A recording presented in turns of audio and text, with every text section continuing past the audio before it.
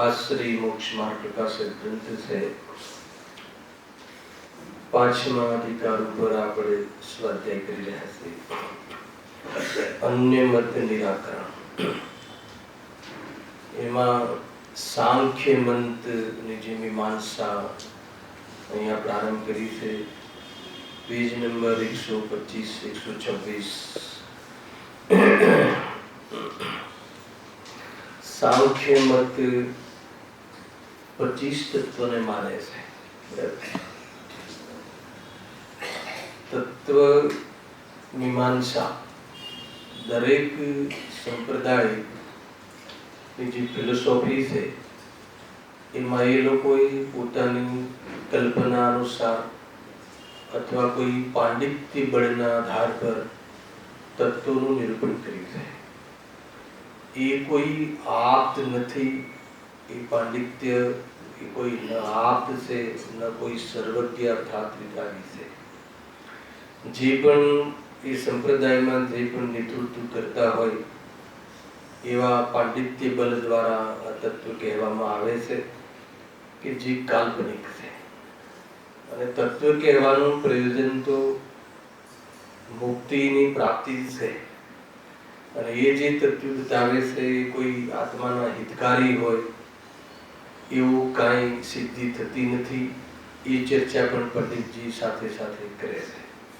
કારણ કે મૂળ પ્રયોજન તો જીવને આત્મહિત છે અને આત્મહિતમાં તત્વની શ્રદ્ધા કરવાનું કહ્યું છે। અને એ જે તત્વનું વર્ણન કરે છે એ બધા ખોટા છે, એવા કોઈ તત્વ છે નહીં। તો કયા 25 તત્વ કયા હતા? એમાં 3 તો ગુણ બતાવ્યા, રજો, તમો અને શક્તિ। અને એ જે 3 ગુણ કયા એ ખરેખર તો દોષ છે, આત્માની પર્યાયમાં થતી વિકૃતિ છે। છતાં પણ એને ગુણ કયા અને પછી કહે છે કે પ્રકૃતિ છે। અને એમાં એ શું કહ્યું? એમાંથી બુદ્ધિ ઉપજે છે, અર્થાત એ અશુદ્ધતામાંથી જ્ઞાન ઉપજે છે એવું માનવું છે। અને એને મહાતત્વ કહે છે। અને એમાંથી 16 માત્રાઓ, એમાંથી અહંકાર, જ્ઞાનમાંથી અહંકાર ઉપજે છે અને અહંકારમાંથી 16 માત્રાઓ કહી કે જે 5 તો જ્ઞાનેન્દ્રિય રૂપ છે, 1 મન છે, અને ગુદાદિ શરીરના જે પગ આદિ એ 5 કર્મેન્દ્રિય છે, રૂપ રસ ગંધ વર્ણ અને શબ્દ એ 5 તન્માત્રા કહી, અને એના આધાર ઉપર પાછા આકાશ અગ્નિ આદિ 5 તત્વો બીજા ઉત્પન્ન થાય છે। થઈ ગયા ને 24। એ પ્રકારે 24 3 ગુણ, 5 5 5 5 જ્ઞાનેન્દ્રિય, 5 કર્મેન્દ્રિય, રૂપાદિ 5 15, 1 મન 16 અને 3 19, અને પછી આ 5 આકાશ આદિ 21। એ રીતે કહ્યા ને 24 છે ને 19 અને હા 24 થઈ ગયા। અને એ પ્રમાણે 24 ને એક કયું કહ્યું? પુરુષ। એટલે 24 તો પ્રકૃતિ થઈ અને એક પુરુષ, એમ વિભાગ કર્યા। પંડિતજી આ 5 તત્વોને કહે છે કે આ બધા તત્વો મિથ્યા છે, કલ્પિત છે। તો એમાં એ તર્ક કરે છે અથવા દલીલ કરે છે પંડિત ટોડરમલજી કે જે તમે ગુણ કહ્યા તો એ કયા દ્રવ્યના ગુણ છે? કેમ કે ગુણ હોય તો એ કોઈનું કોઈ દ્રવ્યના આશ્રય હોય। એકલા ગુણ જગતમાં કોઈ જગ્યાએ જોવા મળતા નથી, પ્રત્યક્ષમાં ભૂલ મળે છે। કોઈ એક ગુણ અલગ ગુણ ફરતા હોય લોકમાં, ગુણ હોય તો એનો કોઈ આશ્રયભૂત દ્રવ્ય હોય કે ના હોય? તો કહે છે કે કયા દ્રવ્યના ગુણ છે? તો કે એવું કોઈ દ્રવ્ય ગુણવાળી તો કોઈ પરિસ્થિતિ બનતી નથી। સમજવા ખ્યાલમાં આવે? કોઈ ગુણ હોય, ગળપણ હોય તો ગોળ હોય કે ના હોય? એટલું ગળપણ જોવા મળે છે કોઈ? તીખાસ હોય તો મરચું હોય કે ના હોય? કોઈ વસ્તુ હોય કે ના હોય? વસ્તુ કે જેમાં ગુણ વસે છે તો એ વસ્તુ તો કોઈ તમે કહેતા નથી, અને તત્વમાં એકલા ગુણ બતાવો છો તો એ કેવી રીતે હોય છે? આપણે ત્યાં 2 તત્વ બતાવ્યા, દ્રવ્યરૂપ, પછી એની પર્યાયો બતાવી 5 વિશેષ, અને એવું તત્વાર્થ શ્રદ્ધાનમ સમ્યક્ હે ને? તત્વ શ્રદ્ધા ને તત્વાર્થ, તત્વવત્તા અર્થ, ઘણી બધી બાબતો છે। તો કે એવી જાતિની તો કોઈ વાત બેસતી નથી, એમને કોઈ વાત સ્પષ્ટ થતી નથી। બીજું તમે જે ગુણ કહો છો એ ચેતન દ્રવ્યના પર્યાયોમાં તો એ વિકૃતિ જોવા મળે છે। હે ને જીવમાં એવી જાતિની બહારમાં કોઈ દયા દાન આદિ કોઈ સાત્વિકતા કોઈ સજ્જનતા હોય તો કોઈ સજ્જન જીવ હોય તો અને કોઈ દુષ્ટ જીવ હોય તો એની જે તમો ગુણ અને એ પ્રકારની પરિસ્થિતિ જોવા મળે છે. તો કે એ તો ચેતન ગુણની વિકૃત પર્યાયો છે જે તમે ગુણ તત્વમાં કહ્યા 25 તત્વમાં. પછી તરત ઓર એનું ખંડન કરે છે કે તમે જ્ઞાન એક અલગથી એક બુદ્ધિ એક અલગથી કહ્યું તો જ્ઞાનનો ધારક તો કોઈ વ્યક્તિ કોઈ જીવ હોવો જોઈએ હે ને. તો એ જ્ઞાનનો ધારક તો આત્મા છે. તો એવી તો એ તો બરાબર છે પણ તમે એવું કંઈ કહેતા નથી. એ લખ્યું છે જો કોઈ જ્ઞાન ગુણધારી પદાર્થમાં જ તો બુદ્ધિ હોય. બુદ્ધિ એકલી આકાશમાં હવાની જેમ હે ને આકાશના પુષ્પની જેમ કોઈ પુષ્પ એવા હોય કે આકાશમાં ફરકતા હોય કોઈ આધાર કોઈ બેઝ તો હોય ને. તો જ્ઞાન ગુણ જ્ઞાન બુદ્ધિ જેમાંથી નીકળે એવો કોઈ જ્ઞાનધારી હે ને કોઈ બતાવો તો બરાબર છે પણ એ બી કોઈ તમારે ત્યાં સ્પષ્ટતા નથી એટલે એ તત્વ પણ અમને માન્ય નથી. બરાબર છે. એના પછી ઘણી બધી બાબતો કહે છે કે 16 માત્રમાં પાછું તમે એક મન કહ્યું છે. તો જ્ઞાન અને બુદ્ધિ કોઈ જુદી ચીજ છે, મન કોઈ જુદી ચીજ છે. એ તો બધી એક જ વાત છે. તો ફરી ફરી એક જ તત્વને અલગ અલગ નામથી કહો છો અને સંખ્યા વધારો છો એ બી કોઈ ઉચિત નથી.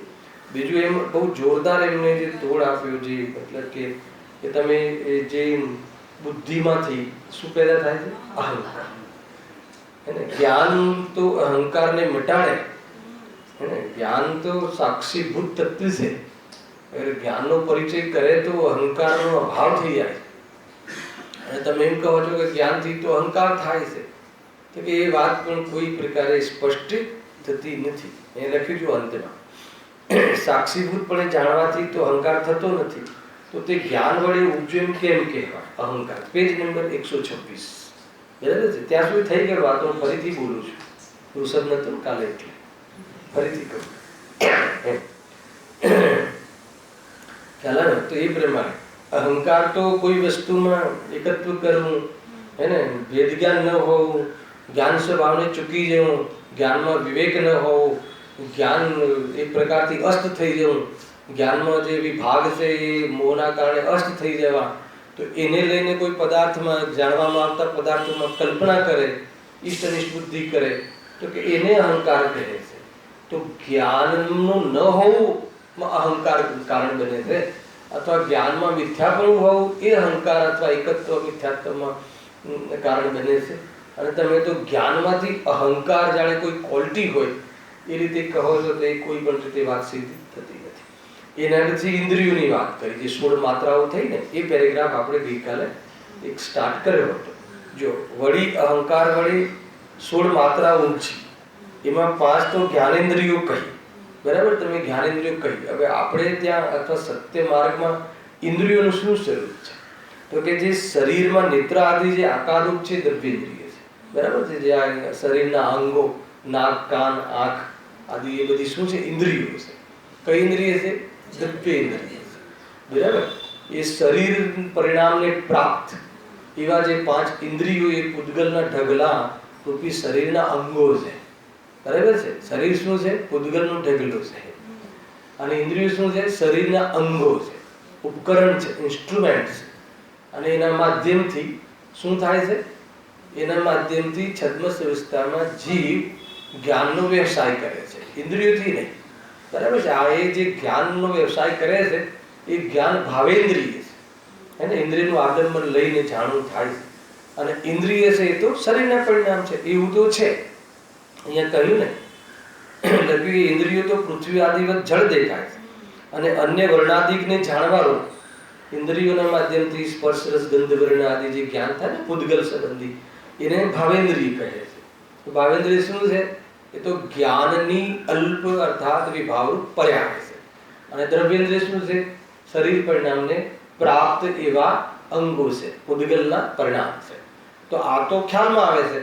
પણ તમે તો અહંકારમાંથી આ બધી ઇન્દ્રિયો ઉપજી જ્ઞાનેન્દ્રિયો ઉપજી એ ક્યાંથી થાય?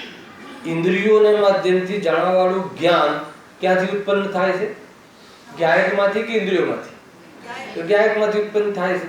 અને તમે તો અહંકારમાંથી જ્ઞાનેન્દ્રિય ઉત્પન્ન થઈ એમ કહો છો. તો ત્યાં અહંકારનું શું પ્રયોજન છે? જબરદસ્ત તર્ક આપ્યો. અહંકારનું એટલે જ્ઞાન ઇન્દ્રિય અથવા ભાવેન્દ્રિય જ્ઞાનમાં અહંકારનું શું પ્રયોજન છે, અહંકારનો શું રોલ છે એમાં ખ્યાલ આવે છે? એ તો જ્ઞાનેન્દ્રિય એ તો એક જીવની પરિણતિમાં થવાવાળી જ્ઞાનની એક વ્યવસ્થા છે. એને જ્ઞાન થવાનો જે વેપાર છે એ વેપારની એક પદ્ધતિ છે. બે જ્ઞાન કહ્યું ને, જ્ઞાનના બે પ્રકાર. એક કયું? એક જે માન લો કે ઇન્દ્રિય જ્ઞાન અને એક અતિન્દ્રિય જ્ઞાન. જ્યારે જ્ઞાનની મીટર આવે, જ્યારે જ્ઞાનનો સબ્જેક્ટ આવે તો જ્ઞાન થવાની બે પદ્ધતિ. કોઈ ઇન્દ્રિય જ્ઞાન કોઈ મિથ્યા જ્ઞાન છે ને અતિન્દ્રિય જ્ઞાન કોઈ સમ્યક જ્ઞાન છે, એમ નહીં. ઇન્દ્રિય જ્ઞાન ક્યાં સુધી હોય છે ખ્યાલ છે બધાને?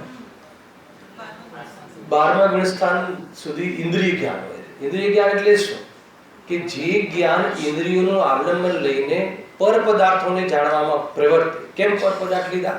કારણ કે આત્માને જાણવા માટે ઇન્દ્રિયોના અવલંબનની જરૂર નથી, અને પર પદાર્થોને જાણવામાં છદ્મસ્તને ઇન્દ્રિયોનું અવલંબન વગર જાણી શકાતું નથી. ભલે પછી એ જ્ઞાની હોય, કુંકુમદેવ કેમ ના હોય, પણ પર પદાર્થોને સંબંધી જાણવામાં વ્યવસાય કરવો હોય મતિશુદ્ધ જ્ઞાન દ્વારા, તો એને ઇન્દ્રિયનું અવલંબન વગર એ સંભવ નથી. કેમ કે જ્ઞાનમાં એવી પ્રકારનું વિભાવ બને છે. ખ્યાલ આવે? એ જ્ઞાનની એવી કમજોરી છે પર્યાયમાં. તો એ તો કોઈ પ્રોબ્લેમ નથી, પણ એ છે તો જ્ઞાનની પર્યાય. બરાબર છે? ભલે 31મી ગાથામાં એને જીતવાની વાત કહી, એ તો જીતવાની એટલે એ કોઈ સ્વરૂપ નથી. ખ્યાલ આવે? એ કોઈ જ્ઞાનનું જાણવાની કોઈ એવી સ્વરૂપ નથી. જ્ઞાન તો ડાયરેક્ટ આત્માના પ્રદેશોથી જાણે એવું અતિન્દ્રિય જ્ઞાન વાસ્તવમાં વ્યવસાયરૂપ જીવની શુદ્ધ પરિણામ છે. વિભાવરૂપ ને સ્વભાવરૂપ. એટલે કેવલ જ્ઞાન શું છે? સ્વભાવરૂપ પર્યાય છે. ખ્યાલ આવે? અને મતિશુદ્ધ જ્ઞાન શું છે? સમ્યક મતિશુદ્ધ જ્ઞાન પણ વિભાવરૂપ જ્ઞાનની પર્યાય છે. એ ધ્યાન રાખજો. વિપરીતતાની વાત જુદી છે. અહીંયા તો જ્ઞાનની જાણવાની જે પ્રોસેસ છે એ પ્રોસેસમાં જ્ઞાનનું એવું નેચર નથી કે કોઈનું અવલંબન લેવું પડે, પણ હાલ એ જ્ઞાન મજબૂર છે. એ જ્ઞાન વિભાવરૂપ જ્ઞાન છે, એટલે ઇન્દ્રિયોનું અવલંબન લેવું પડે છે. બરાબર છે? પણ જાણવું તો જ્ઞાનથી થાય છે. તો એમાં અહંકાર ક્યાં વચ્ચે આવ્યો?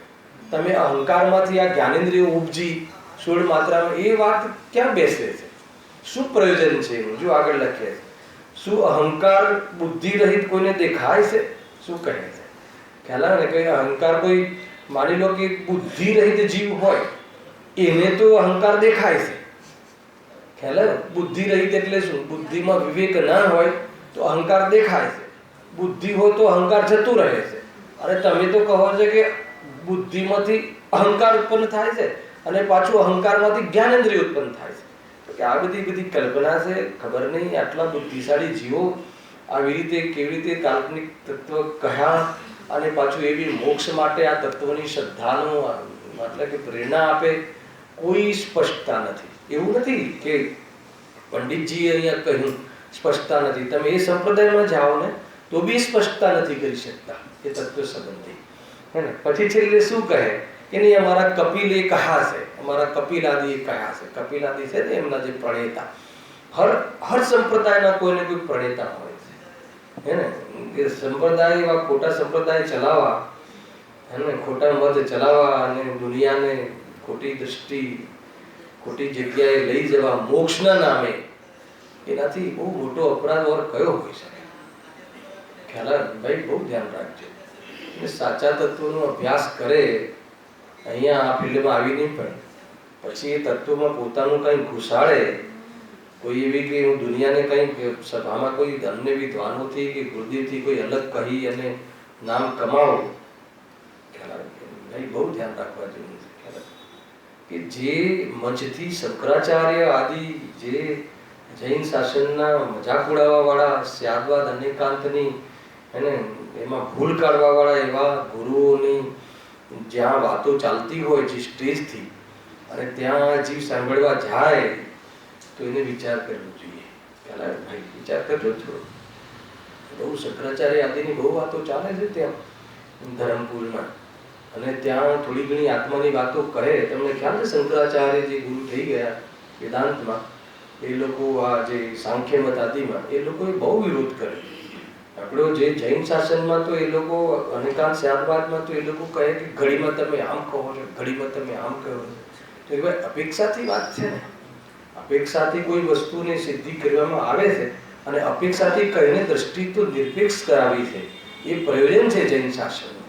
અને તમારે ત્યાં ઘડીમાં કહો કે તત્વ પ્રકૃતિ સ્વયં ક્રોધાદી રૂપે પરિણમે છે અને ઘડીમાં કહો કે જગત એનું કરતા છે, તમારે ત્યાં ઠેકાણું નથી. ઈશ્વરને ઘણીમાં કરતા કહો ને કોઈ જગ્યાએ કઈ ઈશ્વર તો નથી કરતો, એ તો પ્રકૃતિ એ માયામાંથી ઉત્પન્ન થયું છે.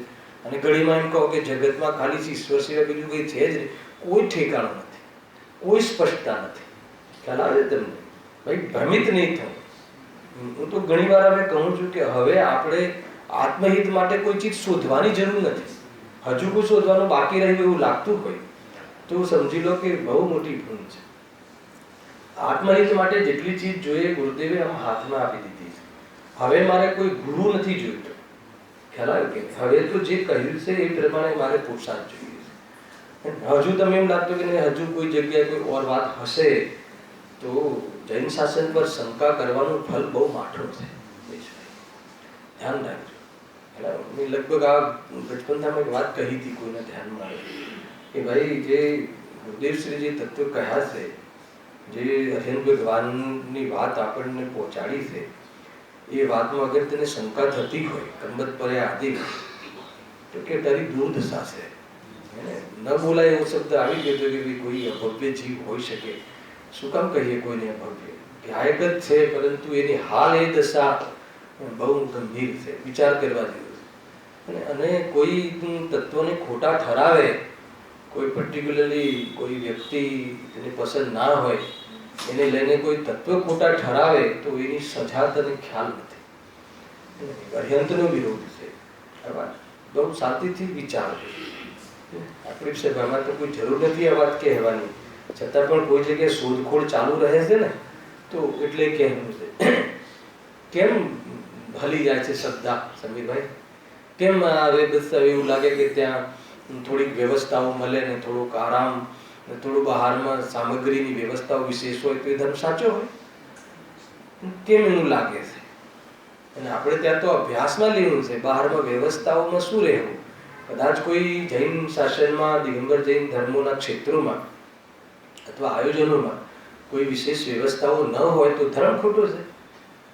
અને કોઈ જગ્યાએ બહુ સારી વ્યવસ્થાઓ મળતી હોય તો કેવું પડે, એટલું આકર્ષણ થઈ જવાનું અને તત્વ ભૂલી જવાના. જરા સમજજો ભાઈ, એને કોઈ દર્દ છે એટલે તમને કહું છું. અરે આપણે ત્યાં તો બધું વ્યવસ્થિત જ છે અને બહારના જે અનુકૂળ પ્રતિકૂળ ભાષે છે એ તો ઉદયોમાં આપણને એવું લાગે છે. અને કોઈ પરમાણુ માત્રની આપણને જરૂર નથી એવો માર્ગ છે. પદાર્થની વ્યવસ્થાથી શું આધીનતા છે આપણને? હું વિચાર કરજો. અમુક લોકો શું કે 21મી સદીમાં બધી બહારની બધી અદ્યતન સામગ્રી, નવા આવિષ્કાર ને એ બધી વ્યવસ્થાઓ તમને આપણને આપી દે એટલે આપણને એમ થાય કે હા બહુ સારું છે ને, એક એકદમ આમ બધું એર કન્ડિશન માહોલ ને બહારમાં બધી વ્યવસ્થાઓ હતી. શું મતલબ છે એનાથી? તમને એવું લાગે છે કે ત્યાં તારું તત્વ સાચું અને એક ઝાડની નીચે તડકામાં કોઈ મુનિરાજ કોઈ આત્માની વાત બતાવે તો જૂઠી હોય? ખ્યાલ આવે કે ભાઈ વિચાર કરજો. બહુ બહુ બહુ મતલબ કે અત્યારે હાલ વર્તમાનમાં આ દર્દની વાત છે કે કેમ એવું ખોટું કોઈ આકર્ષિત થઈ જાય. કોઈ ક્યારે બી કોઈ ચમત્કારોમાં નહીં માની લેવું. બહારમાં કોઈ ચમત્કાર તો કોઈ અહીંયા પંચમકાલમાં જે ન થવા લાયક હોય ક્યારે ન થાય. ધ્યાનમાં રાખે. ખેર મારે મૂળ આપણે આવી જઈએ વિષય પર કે અહીંયા શું કહે છે કે ભાઈ અહંકાર તો કોઈને અહંકાર હોય તો એ તો બુદ્ધિ રહિત થઈ જાય છે. અહંકારમાં તો બુદ્ધિ ખોઈ દે છે, બુઠ્ઠી થઈ જાય છે. અને તમે એ અહંકારમાંથી બુદ્ધિ ઉપજી એમ કહો છો, આગળ લખ્યું ને, તો તે અહંકાર વડે નિપજવા કેમ સંભવે? હે ને? તો કેવી રીતે સંભવશે? અહંકાર આવી જાય તો ઉપરથી જ્ઞાન છે એ તો લોપ થઈ જાય છે. એ અહીંયા કહે છે. પછી આગળ એક એક શબ્દ, હવે મન કહ્યું હતું ને, મન સંબંધી કોમેન્ટ્સ એનું ખંડન કરે છે. તમે મન અલગથી જે 16 તત્વમાં એ પાછું અહંકારથી ઉપજી કહ્યું તો મન શું છે? તો કે એક જડમન છે તો દ્રવ્યેન્દ્રિય જેવું છે, એક ભાવ મન છે તો જ્ઞાનની પર્યાય છે. તો એ કોઈ તત્વ નથી, હે ને? એ કોઈ તત્વ છે? જડ મન છે તો શરીરનું અંગ છે, ઇન્દ્રિયો વટ. અને જે ભાવ મન છે તો જ્ઞાનની એક ઉઘાડું પર્યાય છે. હિત અહિતનો વિચાર કરી શકે એ લેવલના જ્ઞાનને મન જ્ઞાન કહે છે. ખ્યાલ આવ્યો? અને જેને મન નથી અથવા ભાવમન નથી એવા જીવો, ભાવમન કોને ના હોય? એને અસંગની સુધી ભાવમન ના હોય અને કેવલીને ભાવમન ના હોય. ખ્યાલ આવ્યો? કે હવે કોઈ એમને વિચાર કરીને જાણવું પડે એવું નથી, ડાયરેક્ટ આત્માના પ્રદેશ. અને અસંગની સુધી એવું ઇન્દ્રિયો એટલી સીમિત જ છે, 5 અસંગની સુધી એકેન્દ્રિય આદિ જીવોને, અને તે વિચાર કરી શકે આત્માના હિતનું, સાચું શું છે ખોટું શું છે, એવી જાતિની જ્ઞાનની વ્યવસ્થા, જ્ઞાનની પર્યાયગત યોગ્યતા નથી. હે ને? બાકી સ્વભાવ તો કેવળ જ્ઞાન શક્તિ વાળો છે એ જીવ પર, પરંતુ પર્યાયમાં હાલ એવી યોગ્યતા નથી. કેમ એવો પક્ષપાત કર્યો સમીરભાઈ? પ્રકૃતિએ, અરે એને સ્વયં એવું કર્યું છે, સ્વયં એને આત્મા ગમતું નથી, એને વિષયમાં ઇન્દ્રિયના વિષયમાં ગમે છે, એટલે ત્યાં મન જેવું કોઈ એને ખુલ્લે મળતું નથી. આપણને મળી ગયું છે, હે ને? પણ હવે એનો ઉપયોગ નહીં કરીએ, સદુપયોગ, તો શું થશે? એકેન્દ્રિય પિયરમાં, બરાબર છે? પિયર કહેવાય, ત્યાંથી જીવો આવ્યા છે ને. જો વળી મન કહ્યું, પણ એ મન ઇન્દ્રિયવત જ છે, આવ્યું ને? કારણ કે દ્રવ્ય મન શરીર રૂપ છે, એ તો પેલું 8 પાંખડીનું જે કહ્યું દ્રવ્ય. તથા ભાવ મન તો જ્ઞાન રૂપ છે, બરાબર છે? ત્યાં સુધી એ વિષય પૂરો થઈ ગયો. પછી એક કર્મ ઇન્દ્રિયોની વાત આવી. 5 કર્મ ઇન્દ્રિયો કઈ કઈ હતી? વચન, પગ, હાથ, ગુદા અને લિંગ. એ તન્માત્રા, એ જ્યારે કર્મ ઇન્દ્રિય. કર્મ ઇન્દ્રિય એટલે જેના દ્વારા કાર્ય કરવામાં આવે એને લોકો કર્મ ઇન્દ્રિય કહે. શરીર વડે, ના હાથ વડે, પગ વડે બધા કાર્ય કરવામાં આવે તો એ બહુ જબરજસ્ત એને બી તોડે છે પંડિતજી. 5 કર્મેન્દ્રિય કહી, પણ એ તો શરીરના જ અંગ છે, એ તો મૂર્તિક છે. અને અમૂર્તિક અહંકારથી તેનું ઉપજવું કેવી રીતે થાય? અહંકાર શું છે? અમૂર્તિક છે. અહંકાર કેમ કે આત્માની વિકૃતિ છે, એટલે એક પ્રકારથી અમૂર્તિક છે. અને આ જે શરીરના અંગો મૂર્તિક છે, તો અહંકારથી એ વાત કેમ પેદા થાય? શરીરનું લક્ષ કરીને અહંકાર કરે, પણ અહંકારમાં શરીર પેદા થાય એવું ક્યાંથી ઉપજે? ભાઈ, આને અનેક રીતે કહી શકાય છે. તને શરીર મળે છે એ તું એકત્વ બુદ્ધિથી શરીર મળે છે એ વાત સાચી છે, પરંતુ તું તો ગુણ માનીને કરે છે, આ તો તત્વ માનીને કહે છે. ત્યાંથી એ રીતે કહેવું છે. અને તું એને કર્મેન્દ્રિયમાં તત્વ કહ્યા, તો હવે જો આગળ ઓર વળી કહીને ઓર કંઈક કહેવું છે. વળી 5 જ કર્મેન્દ્રિય નથી, 5 જ છે કર્મેન્દ્રિય. જે શરીર દ્વારા તો તને 5 દેખાય એટલે તે 5 કહ્યા, પણ એવા શરીર દ્વારા જે કાર્ય કરવાના તો કેટલાય અંગો છે, અનેક અંગો છે. અરે શરીરમાં પણ એક બી અંગ કોઈ ત્યાંથી કોઈ ખંડિત થઈ જાય તો કેટલું અનકમ્ફર્ટેબલ રહે છે. તો પછી તું 5 જ કેમ કહે છે? તું બધા અંગો વર્ણન કર, તો 25 તત્વ તારા તત્વની સંખ્યા વધારી દે. હેલા, અમારે ત્યાં પણ અજીવ તત્વ છે, હે ને? અમે તો એક અજીવ તત્વમાં સમાહિત કરી દીધું બધું. અને અજીવ તત્વ નું પ્રયોજન શું છે? શું કામ કહ્યું તું અજીવ તત્વ? જ્ઞેય માત્ર છે, કે જાણવામાં આવવા વાળું જ્ઞેય તત્વ છે. અને તું શરીરને તું તત્વ તું પ્રયોજનભૂત તત્વમાં ઘુસાડે છે. ખ્યાલ? બહુ અંતર છે ભાઈ. આપણે ત્યાં 7 તત્વ કહ્યા, એ 7 તત્વની શ્રદ્ધા હે કે ઉપાધિની જે વિધિ છે, એ વિધિથી આત્માનું હિત થાય છે. ગ્રસ્ત દશા હોવા છતાં ચલાવી હતી ને ગ્રંથચિંતામાં. કઈ ગાથા ચલાવી? ઉદયશ્રી 18મી ગાથા એ ચલાવી હતી ને, લીધી હતી ગુરુદેવના પ્રવચનમાં. એ લીધું હતું આપણે, યાદ છે કે નહીં? 18મી ગાથા. તો એ ઉપાધિ રૂપ કરી શકે છે. તો શરીર આદિને તો અમે જ્ઞેયના ખાતામાં નાખીએ છીએ. જાણવાનો સ્વભાવ છે, અને જાણવામાં જે શરીર આદિ જ્ઞેય બને છે, અને જે જ્ઞેય બને છે પરદ્રવ્ય છે, ને જેમાં જણાય છે એ આત્મતત્વ છે. એવી રીતે ભેદ જ્ઞાન કરીને જાણવામાં આવતા પદાર્થો સાથે એકત્વ બુદ્ધિ અહંકાર છોડી દે તો સમર્થત્વ ઉત્પન્ન થઈ જશે. ખ્યાલ આવે ને? કેટલું આજે તો આવ્યું પ્રત્યાખ્યાન, પ્રતિક્રમણ, આલોચના. ક્યારે સાંભળ્યું ના હોય એવી ભાષા, જોરદાર.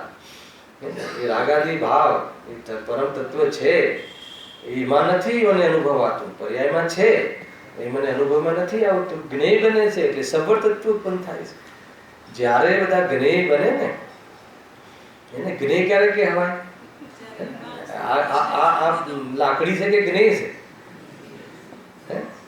આ રૂમાલ છે કે જ્ઞેય છે? જ્ઞાનની ઓરથી જ્ઞેય છે. અને હું તો જ્ઞાનની ઓરથી જ જોઉં છું કે આ જ્ઞેય છે. અને આ જ્ઞેય છે એનો અર્થ શું કહેવાય છે?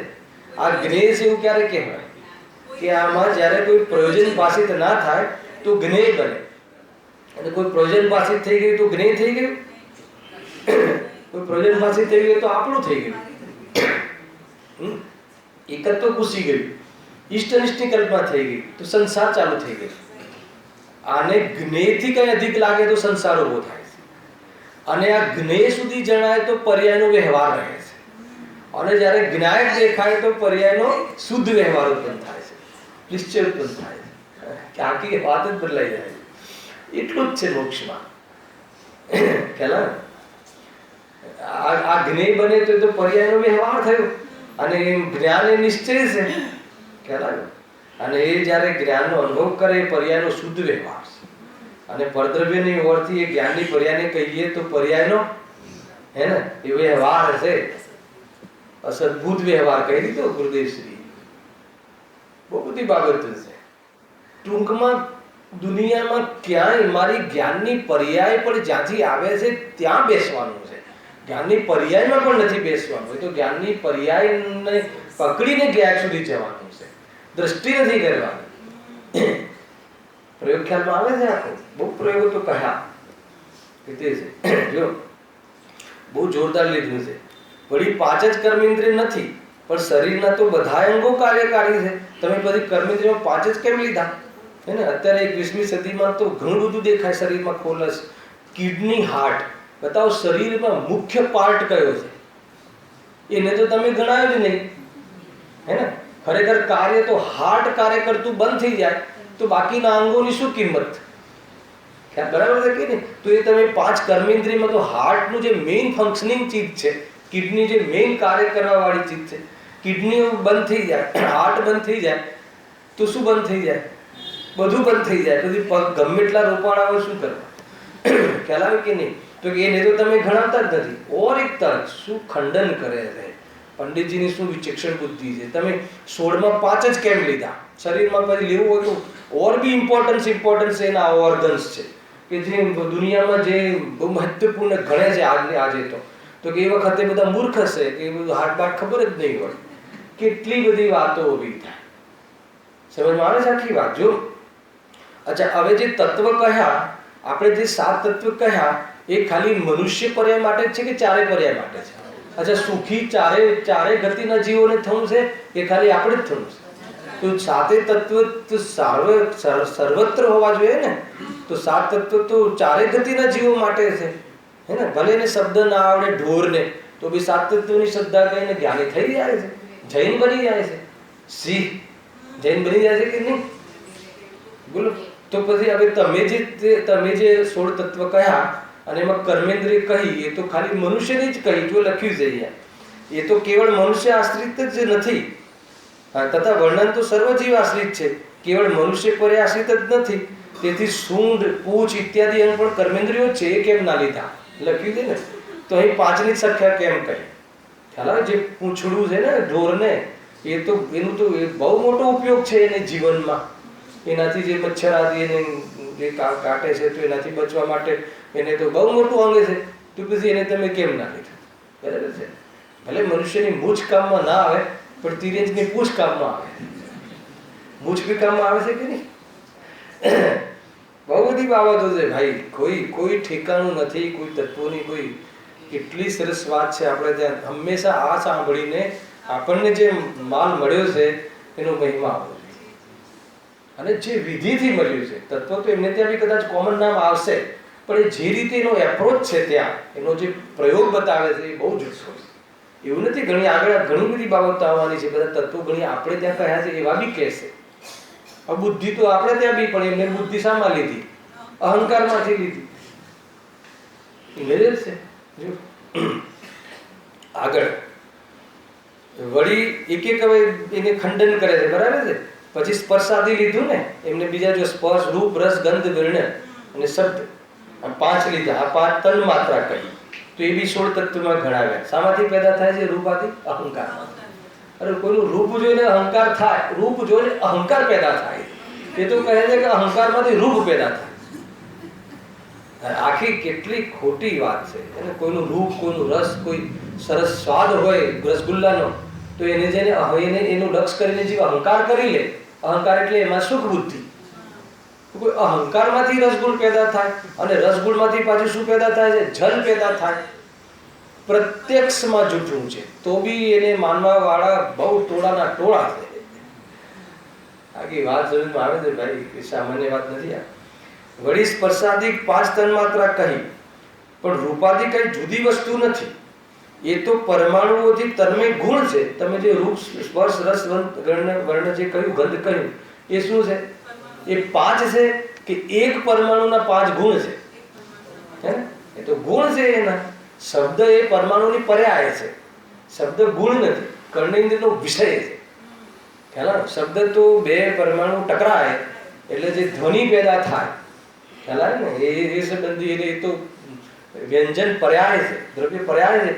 પૂતગલ, આપણે પૂતગલ લાવશે ને શનિવારે જ્યારે ક્લાસ ચાલુ કરીશું પાછા, ત્યારે પૂતગલમાં ઘણી બધી ચર્ચાઓ આવશે. જીવ દ્રવ્ય ચાલે છે હમણાં. જો એ તો પરમાણુઓથી તન્મય ગુણ છે, તો એ જુદા કેવી રીતે નીપજ્યા? ટૂંકમાં ગુણ એકલા કેવી રીતે રહી શકે? પર્યાય એકલી કેવી રીતે રહી શકે? કેટલીક તો પર્યાય બતાવી તમે, ને કેટલાક તો અગ્નિ આદિ શું છે? પર્યાય છે, પૂતગલના સ્કંદ છે. એ તો વિખેરાય છે, અગ્નિના પરમાણુ વિખેરાઈ જાય છે, તો એ આખું અગ્નિનું સ્વરૂપ લોપ થઈ જાય છે, મતલબ અગ્નિ નષ્ટ થઈ જાય છે, સ્કંદ નષ્ટ થાય છે ને. એટલે વળી અહંકાર તો અમૂર્તિક જીવનું પરિણામ છે, તો તેથી મૂર્તિક તેનામાંથી કેવી રીતે નીપજ્યા? આખી વાત જુઠ્ઠી છે. આગળ તથા એ પાંચેથી અગ્નિ આદિ નીપજ્યા કહે છે. હવે આ તો બહુ જોરદાર ખ્યાલ આવ્યો છે. પ્રત્યક્ષમાં જૂઠ છે. એમને શું કહ્યું હતું કે રૂપમાંથી શું ઉત્પન્ન થાય છે? અગ્નિ.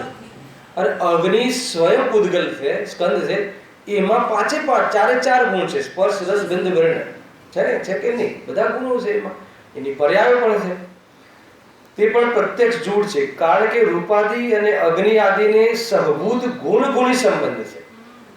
આ બહુ મોટો તર્ક છે. તમે એમ કહો છો કે રૂપમાંથી અગ્નિ પેદા થઈ, રસમાંથી જલ પેદા થયું, પછી ગંધમાંથી પૃથ્વી પેદા થયું, સ્પર્શમાંથી પવન પેદા થયું. તો અહીંયા કહે છે કે એ તો એના ગુણ છે. અને ગુણ અને ગુણીને કયો સંબંધ છે? તાદાત્મ્ય સંબંધ, અથવા ગુણ સહભાવી પર્યાયો છે. અને પર્યાય ક્રમવર્તી પર્યાય, સહવર્તી અને ક્રમવર્તી. સહવર્તી એટલે શું? ત્રણેય કાળે એની સાથે તાદાત્મ્ય રૂપે રહે. તો પછી એક અલગ ગુણમાંથી અલગ પદાર્થ પેદા થયો, એ કેવી રીતે સંભવ છે? પ્રત્યક્ષમાં જૂઠું છે. જો તમે કોઈ બી કલ્પના કરો, અગ્નિ, તો અગ્નિમાં રસની પર્યાય છે કે નહીં? અગ્નિમાં ગંધની પર્યાય છે કે નહીં? અગ્નિમાં વર્ણની પર્યાય છે કે નહીં? અને સ્પર્શ રસ ગંધ વર્ણ, એ ચારે ગુણોની એક એક પર્યાય એમાં ચાલે છે કે નથી ચાલતી? અગ્નિને કોઈ આકાર છે કે નહીં? અગ્નિને કોઈ સ્વાદ છે કે નહીં? અગ્નિને કોઈ ગંધ છે કે નહીં? છે ને? તો પછી તમે એક રૂપ જ ગુણ, એ જ અગ્નિનો, અને ગુણમાંથી ગુણી કેવી રીતે થાય? ગુણીમાં ગુણ હોય, એને ગુણીમાં ગુણ રહે તો સમજમાં આવે છે, પણ કોઈ ગુણ કોઈ પદાર્થને, એક ગુણ કોઈ પદાર્થને પેદા કરે, એ વાત કેવી રીતે બેસે? આ વાત અમારે ઘરે ઉતરતી નથી, જૂઠી છે, સ્પષ્ટતા નથી. જો કારણ કે રૂપાદિ અને અગ્નિ આદિને સહભૂત ગુણી સંબંધ છે. ભિન્નતા તો છે, પણ શાની ભિન્નતા છે? ગુણ અને ગુણી વચ્ચે શું ભિન્નતા છે? સંજ્ઞા ભિન્ન છે, સંખ્યા ભિન્ન છે, પ્રયોજન ભિન્ન છે, લક્ષણ ભિન્ન છે. હે ને? ગુણ અનંત, ગુણી એક. ગુણનું પ્રયોજન અલગ છે, આત્માના આશ્રય રહેવું. ગુણીનું પ્રયોજન અલગ છે, ગુણ પર્યાયમય રહેવું. બરાબર છે કે નહીં? તો હવે છતાં કયો ભેદ નથી? વસ્તુ ભેદ નથી, પ્રદેશ ભેદ નથી. ગુણ કોઈ અલગ જગ્યાએ મળે અને ગુણી કોઈ અલગ જગ્યાએ મળે એમ નથી. આપણે માનીએ છીએ, આપણે આવું માનીએ છીએ, ગુણ અલગ જગ્યાએ ને ગુણ અલગ જગ્યાએ. પાક્કો? જરા સમજીને કે સુખ ક્યાં મળે? નહીં, સુખ તો સુખ ગુણ ક્યાં છે? આત્માથી અભેદ છે.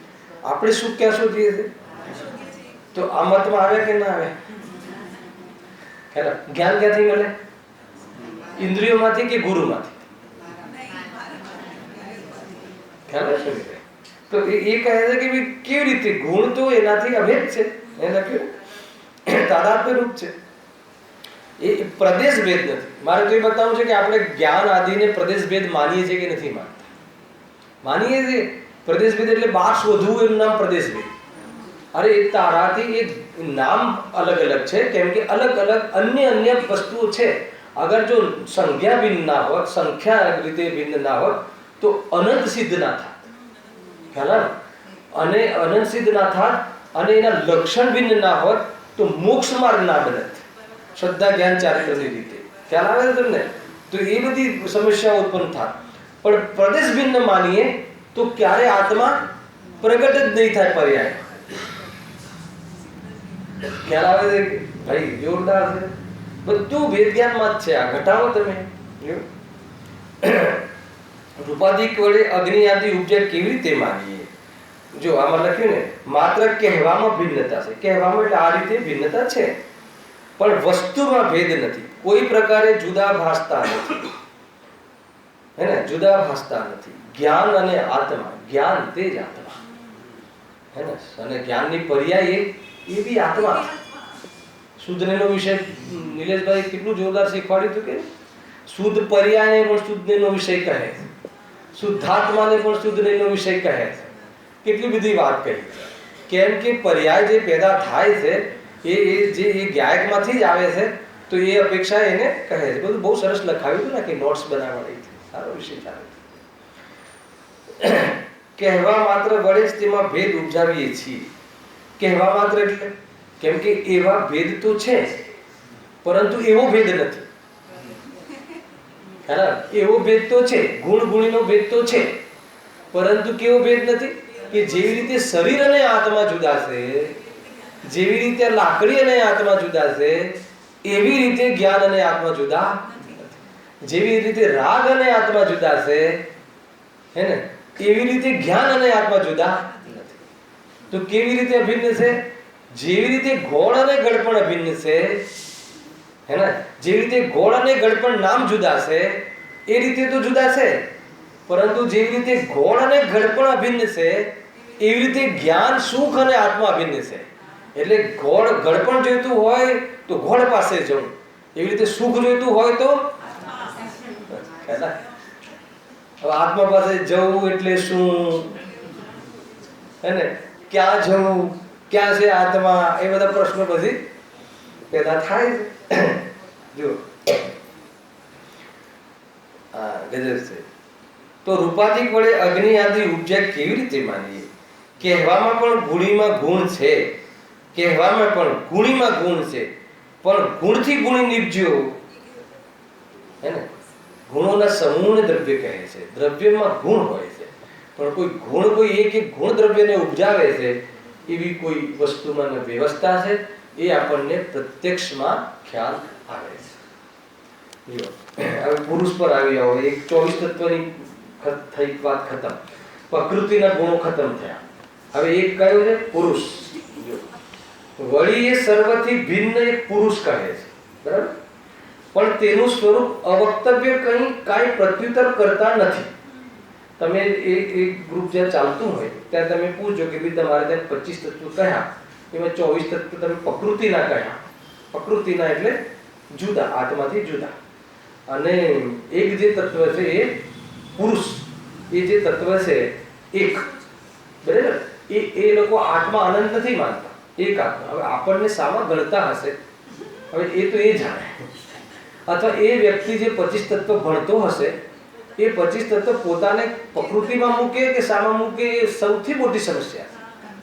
કેમ કે 25 તત્વમાં તો આત્મા નામની કોઈ ચીજ જ નથી. અને આત્મા અથવા પુરુષ કયો એ તો એક જ છે, તો પછી એ કયામાં આવ્યો? કોઈ જગ્યા સેટ નથી થતો. હેલા, આપણે ત્યાં 6 દ્રવ્ય કહ્યા, 7 તત્વ કહ્યા, તો 6 દ્રવ્યોમાં આપણે જીવ દ્રવ્ય, જાતિ અપેક્ષાએ 6, સંખ્યા અપેક્ષાએ અનંત. તો એ અનંતમાં હું એક જીવ દ્રવ્ય થયું, અને મારામાં જે ચૈતન્યપણું છે એ મારું જીવ તત્વ થયું.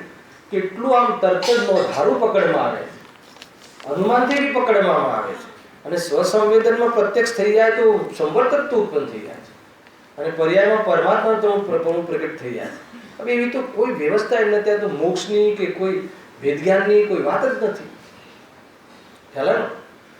વળી એ સર્વથી ભિન્ન એક પુરુષ કહે છે. લોકો કહે છે એક પુરુષ છે, અને પુરુષ વગેરે તો કોઈ ચાલે જ નહીં. આત્મા, પુરુષ એટલે આત્મા, એક આત્મા છે. પણ તેનું સ્વરૂપ આપણે પૂછીએ તો શું કહે છે? બોલો, શું કહે છે એનું સ્વરૂપ? કે અવક્તવ્ય, કે એના વગર તમે એનું તમે કંઈ કહી જ ના શકીએ. અને આત્માની બાબતમાં આપણે ત્યાં આત્મા અવક્તવ્ય છે કે વક્તવ્ય છે? વ્યક્ત અવ્યક્ત નહીં. વ્યક્ત અવ્યક્ત પાછો અલગ પ્રસંગ છે, હે ને? આ તો સાદ ભંગ ભણ્યા છો કે નહીં? સ્યાદ અસ્તિ, સ્યાદ નાસ્તિ, સ્યાદ અસ્તિ નાસ્તિ, સ્યાદ વક્તવ્ય, સ્યાદ વ્યક્તવ્ય વક્તવ્ય, ઘણું બધું છે. ખેર, અવક્તવ્ય કહી જ ના શકાય આત્મા વિશે. આપણે ત્યાં અવક્તવ્ય કહ્યું છે આત્માને, પણ કથંચિત અવક્તવ્ય અને કથંચિત વક્તવ્ય. આત્મા વિશે કહી જ ના શકાય સર્વથા એવું નથી. કેટલું બધું આત્મા વિશે કહીએ છીએ આપણે. ચેતન સ્વરૂપ છે, અગન રૂપ છે, અરૂપ છે, અસ્પર્શ છે, અનિર્દિષ્ટ સ્થાન છે. કઈ ગાથા? 49. એમાં અવક્તવ્ય અવ્યક્તનો બોલ પણ છે. અરે આત્મા અવક્તવ્ય છે, એ બી તો આત્મા વિશે કહ્યું કે ના કહ્યું? હેલા, હા, આત્માના સર્વ ગુણો એક સાથે કહી શકાય એવું વક્તવ્ય નથી. કેમ? એકોનો ગુણ છે, હે ને? એકોનો ગુણ છે. વાણીનો કે આત્માનો? આત્મા વિશે, અનંત ગુણો વિશે એક સાથે કહી શકે વાણી, એને કહી ન શકે, એક સાથે યુગપદ ન કહી શકે એવો આત્માનો ગુણ છે. વાણીની નબળાઈ છે એમ ના કીધું. આત્માનો એવો એક ગુણ છે અવક્તવ્ય, કે એને યુગપદ ના કહી શકાય. આત્માનો એવો એક અવક્તવ્ય નામનો ગુણ છે કે એના અનુભવ વિશે ના કહી શકાય. આ બેક એંગલ છે. અનુભવ વાળામાં ઘણી કોમેન્ટ કહી શકાય, પણ અનુભવ કેવો છે એવો વાણીમાં ન આવી શકે એવો આત્માનો ધર્મ છે, વાણીનો નહીં. હે, વાણીની તો વાત જ ના કરી જીતુભાઈ. મારો એવો સ્વભાવ છે કે સ્વાદ લઈ શકાય, હે ને? એ શું અગોચર છે? ઇન્દ્રિય અગોચર છે, શબ્દ અગોચર છે, વચન અગોચર છે. એ આત્માની મહિમા છે. એ તો સ્વાદ લઈ શકાય, સ્વાનુભવ ગોચર છે. કેટલી બધી વાત કરી ખબર છે આમાં? સ્વાનુભવ ગોચર છે એટલે તો મહિમા કરી કે ભાઈ મારે કોઈ ચીજ ખાઈ અને આત્માનો સ્વાદ ના મળે, અથવા આત્મા આત્મા બોલીને આત્માનો સ્વાદ ના આવે. આપણે આત્માનો સ્વાદ કેવી રીતે લઈએ છીએ અત્યારે? બોલીને, વાણી વિલાસ. હું ગાયક છું, ગાઈને, હે ને? ગાયક બનીને ગાયકનો સ્વાદ લે છે, હે ને? બહુ સુંદર, બહુ બરાબર, હે ને? ઋષભ આવી જાય ને તાલમાં, પેલું ઢોલક ને, ગાયક તો જતો રહ્યો. ગાયક હતો, છે, મોજૂદ છે, પણ ખોવાઈ ગયો. ક્યાં? ગાવાના રાગમાં. ગાયકના ગીતોમાં ગાયક ચૂકી ગયો. ખ્યાલ આવે તમને? હવે શું કરવાનું? હવે ગાવાનું જ નહીં. હા, શું જાગૃતિ રાખવાની? કે આ જે ગાવાનું થાય છે એ શબ્દનું પરિણમન છે, ગાવાનો રાગ થાય છે એ આશ્રવનું પરિણમન છે, અને જેમાં જાણવું થાય છે એ જાણવા વાળું તત્વ હું છું. આ તત્વોને એકબીજા સાથે કોઈ પણ કારણ કાર્ય સ્વસ્વામી એવો સંબંધ નથી. આવો અનુભવ કરવો અને પછી ગાવું. અને ગાવાના કાર્યમાં આ ખ્યાલ પડે તો શું થશે? કોઈ એમ કહેશે કે ઋષભ બહુ સરસ ગાયું, તો અહંકાર નહીં પેદા થાય. અથવા આજે શું હતું, કોઈ ઘણું ખરાબ હતું, તો હીનતાનો અનુભવ નહીં. કેમ કે તમે જેની વાત કરો છો એ હું નથી. આનું નામ ધર્મ છે. કેટલું સરસ છે. શું કહ્યું? ગાવાનું કહ્યું કે ના કહ્યું? ફાઇનલી શું કહ્યું? અરે એ બાજુથી તો કહ્યું જ નથી. એ બાજુ કહેવા છતાં એ બાજુથી કહ્યું જ નથી. જે બી વાત કરી ગાયકની વાત કરી. ગાયકમાં, ગાયકના પરિણમનમાં બધા જણાય છે એ ગાયકનું સ્વરૂપ છે, અને જે બધું થાય છે જે પદાર્થમાં એનું સ્વરૂપ છે, હે ને? શબ્દ અ નીકળવો કે ક નીકળવો, હે ને? ઘ નીકળવો, એ તો એ સંબંધી એનું પરિણમન છે. પછી મેં સુંદર ગાયું, મેં અદ્ભુત ગાયું, લોકો એમાં ઘૂસી જાય છે ને. કેટલું સરસ વેદ જ્ઞાન છે, કેટલું સરસ જ્ઞાનનો વિવેક છે, હે ને? માર્ગ તો બહુ ઉજળો છે. હે હા, જાગૃતિ કહો, જ્ઞાનનો વિવેક કહો, વેદ જ્ઞાન કહો, આવા વાળું છે. બહુ શાંતિથી સાંભળો, આવા વાળું છે. જો ક્યાં આવે છે? વળી એ સર્વથી ભિન્ન પુરુષ કહે છે, પણ તેનું સ્વરૂપ અવક્તવ્ય કંઈ કાંઈ પ્રત્યુત્તર કરતા જ નથી. કેમ કરતા નથી? ખબર જ નથી એને. બરાબર છે? તો કોણ સમજે? પછી 25નું જે મેઇન તત્વ તમે કહ્યું એ પછી કોણ સમજે? ખ્યાલ આવે? જો પૂછીએ કે તે કેવો છે, ક્યાં છે, કેવી રીતે કરતા હરતા છે, તે બતાવ. આપણે પૂછીએ કે ભાઈ બતાવો, હવે પુરુષ નામની ચીજ બતાવો. તો એ જે બતાવે તેમાં વિચાર કરતા અન્યથા કોણ ભાષે.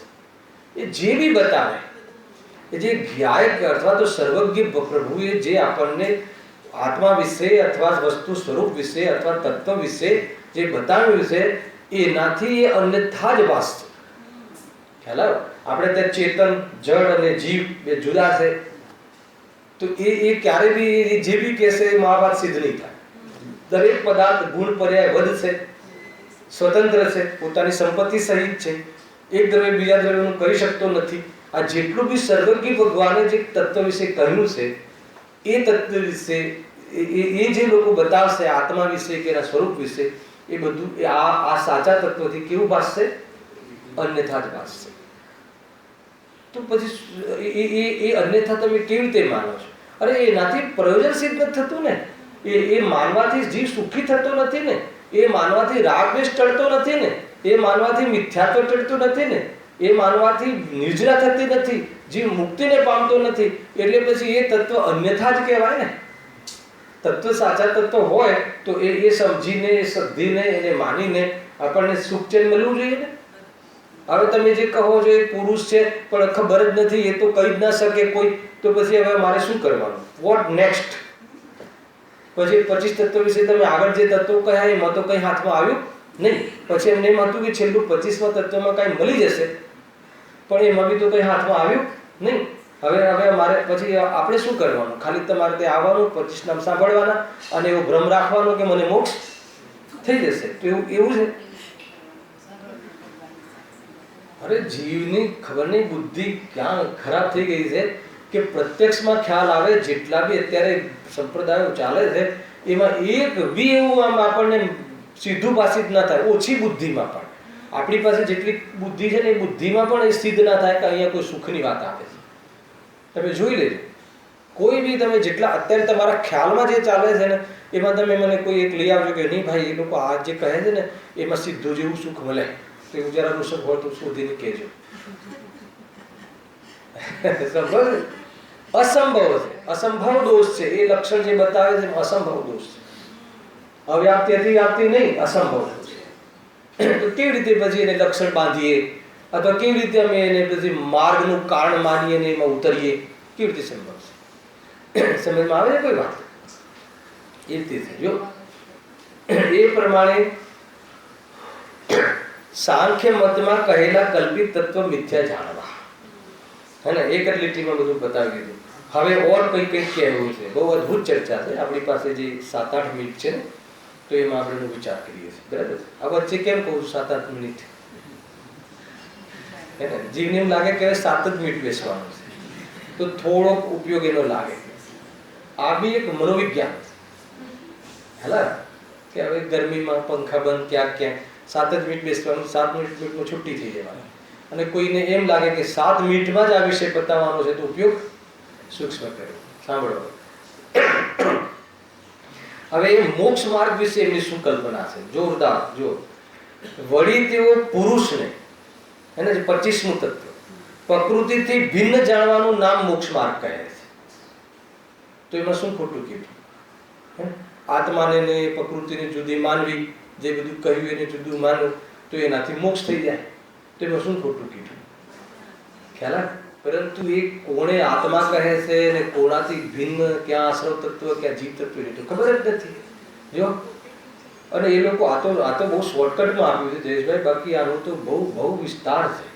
એ લોકો તો એવું માને છે ને કે આ જે પુરુષ છે ને એ પુરુષ છે એ જ્ઞાનમય છે અને એનું પ્રતિબિંબ પડે છે પ્રકૃતિ પર, એટલે પછી એ બુદ્ધિ એક્ટિવ થઈ જાય છે અને પછી એ અનેક પદાર્થોને મળે છે એટલે એ બધા જીવો ઉત્પન્ન થાય છે અને એમાં આ પ્રકૃતિને તો કાંઈ નથી થતું.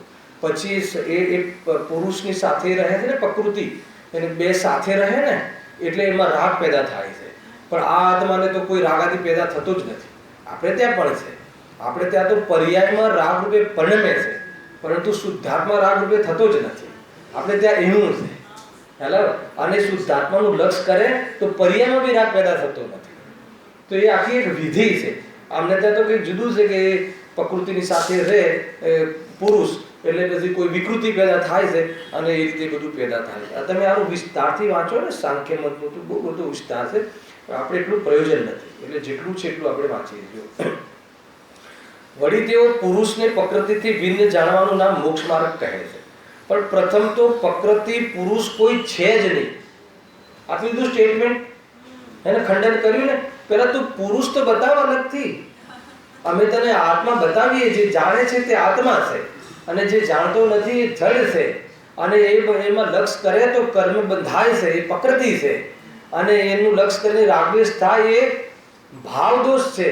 બધું કેટલું સ્પષ્ટ અને આપણે ત્યાં છે. તું એવું એક વસ્તુ તો બતાવ કે જે કંઈક ગળે ઉતરે, લોજિકલ લાગે. તો કોઈ ચીજ લોજિકલ નથી. તો તું જે કહે છે ન પ્રકૃતિ દેખાય છે કે ના આત્મા કોઈ પુરુષ તું બતાવે છે. અરે અનુમાનથી તો બતાવો કે કોઈ આત્મા છે, કે આ જે સમજે છે એ આત્મા છે એટલું તો બોલ. તો કે એ બી તો કે તારે ત્યાં કશું છે નહીં. આવે છે આ. પણ પ્રથમ તો પ્રકૃતિને પુરુષ કોઈ છે જ નહીં. હવે સાંભળો, કદાચ આમાં ક્યાંય આગળ થઈ શકે આપણા પર. તથા કેવળ જાણવા માત્રથી તો સિદ્ધિ થતી નથી. શાની? મોક્ષ માર્ગની કે મોક્ષની. જાણવા માત્રથી ના થાય. પેલા એ લખ્યું છે. આપણે ત્યાં બી ભેદ જ્ઞાન કરીએ છીએ. પ્રશ્ન હતો ને બધાનો. અમે બી ભેદ જ્ઞાન કરીએ છીએ. શરીર જુદું, આત્મા જુદું. અમે બી જાણીએ છીએ. તો જાણવા માત્રથી તો આત્માની સિદ્ધિ થઈ નહીં. પ્રશ્ન તો ઉભો જ હતો બધાનો. તમે બી તો ભેદ જ્ઞાન કરીએ, અમે બી તો જાણીએ છીએ. તો કહે છે કે તું જે ભેદ જ્ઞાન કહે છે ને, ભેદ જ્ઞાન તો જ્ઞાનની મુખ્યતાથી શબ્દ છે, પણ ભેદ જ્ઞાનમાં એટલું જ્ઞાન નથી. હેલા, ભેદ જ્ઞાન તો એ તો શું છે કે જ્ઞાન લડીને કરે છે ને આત્મામાં. અને જ્ઞાન એક એવી ચીજ છે ને, એક અસાધારણ વસ્તુ છે ને કે બધું જાણે છે ને, એટલે જ્ઞાનની મુખ્યતાથી ભેદ જ્ઞાન કહે છે. ખરેખર ભેદ જ્ઞાનમાં એકલા જ્ઞાનનો રોલ નથી. ભેદ જ્ઞાન કરી અને શ્રદ્ધા અભિપ્રાય પલટે અને એ રીતે ઉપયોગ સ્થિર થાય, આવું સમ્યક દર્શન જ્ઞાન ચારિત્ર ત્રણેયના પરિણામનું નામ ભેદ જ્ઞાન. આપણે ભેદ જ્ઞાન કોને સમજીએ છીએ? ખાલી એક જ્ઞાનની જાણકારીમાં જે જાણ્યું એને ભેદ જ્ઞાન કહીએ છીએ. એ ભેદ જ્ઞાનની વાત આપણે ત્યાં બી નથી. હવે તું એ રીતે ભેદ જ્ઞાન કરે ને પછી તું પંડિતોને પ્રશ્ન કરે અમે ભેદ જ્ઞાન તો કરીએ છીએ, ભેદ જ્ઞાન તો કરીએ છીએ. એટલે પછી મારે 3 પ્રકારના ભેદ જ્ઞાનની વાત ગુરુદેવના પ્રવચનોમાંથી કાઢવી પડી. એક આગમરૂપ ભેદ જ્ઞાન, એક અભ્યાસરૂપ ભેદ જ્ઞાન, એક પરિણમરૂપ ભેદ જ્ઞાન. અને એ કહીને બધી ખુલાસા કરવા પડ્યા. ભાઈ સમજો બરાબર. પણ પ્રથમ તો પ્રકૃતિ પુરુષ કોઈ છે જ નહીં. તથા કેવળ જાણવા માત્રથી તો સિદ્ધિ થતી નથી. પણ જાણપણા વડે જુઓ, સિદ્ધિ મોક્ષ માર્ગની શાનાથી થાય? પણ જાણપણા વડે રાગાદી મટાડતા સિદ્ધ થાય. તારું જાણ્યું તે જાણ્યું તો એમાં એકત્વ બુદ્ધિ તૂટી. તો એકત્વ બુદ્ધિ તો તોડતો નથી, છોડતો નથી. એને તો તું સાબુત રાખવા માંગે છે. અને એકત્વ બુદ્ધિ છોડવા માંગતો નથી અને સ્વાધ્યાય અને ભક્તિ આદિ કરે છે. તો એ બધા પરિણામ કેવા છે? અજ્ઞાનીના બધા પરિણામ અજ્ઞાનમય છે. કે તારું ભેદ જ્ઞાન તો એકત્વના પોષણમાં હેતુ બને છે. અને તારી ભગવાનની ભક્તિ તો હેને એકત્વ બુદ્ધિ તો છોડવા નથી માંગતો. ના ના, એ બધું તો ઘર મકાન દુકાન એ બધું એમને તમે ટચ નહીં કરો. અને એના પ્રત્યે મારી જે શ્રદ્ધા છે એને તમે નહીં છેડો. બાકી મંદિરમાં આવીશું, સ્વાધ્યાય કરીશું, પ્રશ્નના ઉત્તર આપીશું, પાર્ટિસિપેટ કરીશું, દાન આપીશું અને તમે જે બી કહેશો એ તમે મારા બુદ્ધિનો વિષય બરાબર બનાવીશું. પણ એ બધું બનાવીને તું ઓલામાં ઓલું જ પોષણ કરે છે તો પછી એ તારી ભક્તિ આદિ જે પણ પરિણામ છે એ મિથ્યા ઠરે. અભિપ્રાય પલટવાની વાત છે. ભક્તિ 2 ઓછી કરીશ તો ચાલશે, એક ચોપડી ઓછી વાંચીશ તો ચાલશે, પણ અભિપ્રાય તું પોષણ કરીશ તો નહીં ચાલે. ખોટા અભિપ્રાયનું પોષણ કરે તો કે તારો સંસાર વધે. ભાઈ બહુ બધી વાત છે અને આપણાને ખોલી ઉતાવળ નહીં કરીએ. બરાબર છે? આપણે તો અભ્યાસ કર્યો છે, ક્યાં વિષય પૂરો કર્યો છે.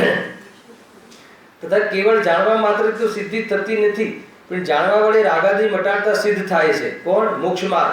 કેવળ જાણવા માત્રથી તો કઈ રાગાદી ઘટે નહીં, કારણ કે પ્રકૃતિનું કર્તવ્ય માને અને પોતે અકર્તા રહે ત્યારે રાગાદી શા માટે ઘટાડે? કેમ કે તારે તો રાગાદી ઘટાડવાનું પ્રયોજન જ નથી. કેમ કે તું તો એમ માને છે કે મારામાં રાગ છે જ નહીં, રાગાદી તો પ્રકૃતિમાં થાય છે. આ કયો આભાસ થયો? નિશ્ચયાભાસ. કે ભાઈ એ તો કર્મ કરાવે છે, હે ને, એ તો મારામાં તો છે જ નહીં. અરે તારામાં નથી, એ સ્વભાવમાં નથી, અને તારામાં છે એ પર્યાયમાં છે. અને પર્યાયમાં રાગાદી મટાડવાનું તારું પ્રયોજન ન હોય, મટાડવું કઈ રીતે? તો સ્વભાવમાં નથી, એ જોતા રાગાદી મટે છે. પણ તું તો કે મારામાં પર્યાયમાં હોવા છતાં છે જ નહીં, એ તો પ્રકૃતિમાં છે ને પ્રકૃતિ જોશે, હે ને. તો એ તો કર્મ કરાવે ને કર્મ મટાડે. મારે તો કે એમ નથી, ન કર્મ કરાવે ન કર્મ મટાડે. સ્વભાવને ભૂલીને આત્મા કરે અને સ્વભાવને જાણીને આત્મા એને મટાડે, તો મોક્ષ માર્ગ પ્રગટ થઈને મોક્ષની સિદ્ધિ થાય છે. એવી ચર્ચા અહીંયા છે. પછી નેક્સ્ટ શનિવારે નથી, દિવાળી પછી પહેલા એક શનિ રવિ આવે છે. આપણે 18મી તારીખે દિવાળી છે, 19મી, તો એક શનિ રવિ આવે છે. એમાં શનિવારે એક મરણ પ્રસંગમાં છે પ્રવચન. તો રવિવારે આપણે છે અહીંયા રવિવારે લેશું, પછી દિવસે નક્કી કરીશું પછી ક્યારે છે. હા, આવતા શનિ રવિમાં રવિવારે પ્રવચન છે, શનિવારે નથી. ગુરુદેવશ્રીનું છે. સહેજાનંદી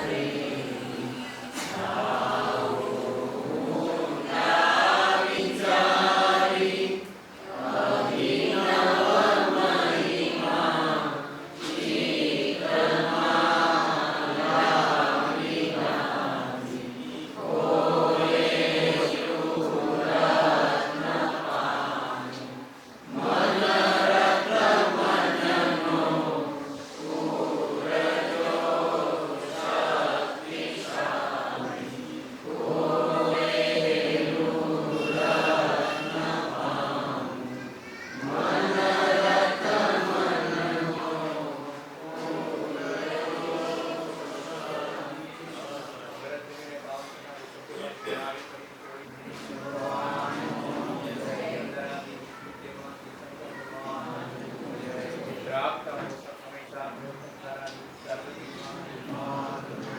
હરિપાલ સર્વ અનંત